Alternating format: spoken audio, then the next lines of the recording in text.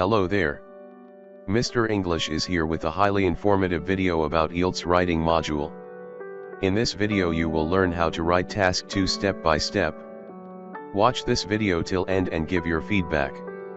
Here we go. 9 bands essay sample with tips and tricks. Topic: Governments should make more effort to promote alternative sources of energy. To what extent do you agree or disagree with this opinion? Give reasons for your answer and include any relevant examples from your own knowledge or experience. Introduction. It has been known for some time now that a move towards sources of energy which are not carbon-based is urgently required to stop the effects of global warming.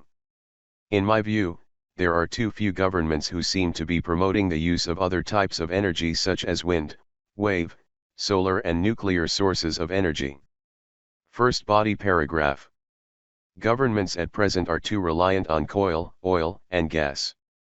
Although some governments are doing research into the use of alternative energy sources, many are not. Energy from the wind, the sea and sun does not pollute the environment and is an everlasting source of power.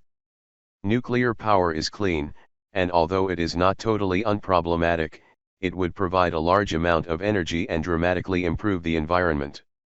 Countries such as France have made good use of nuclear power.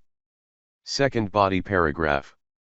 My feeling is that more use could be made of wind power.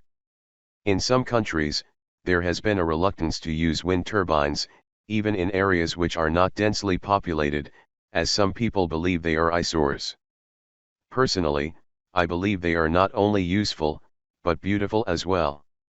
Governments should spend more time and effort promoting the benefits of this source of energy and trying to make the public understand the reason for change. Conclusion. In conclusion, I believe that, if governments forced everyone to have a wind turbine and solar panels on the building they live in, made more use of wave power and built more nuclear power stations, then they would manage to avert the dangers that are seriously threatening the Earth.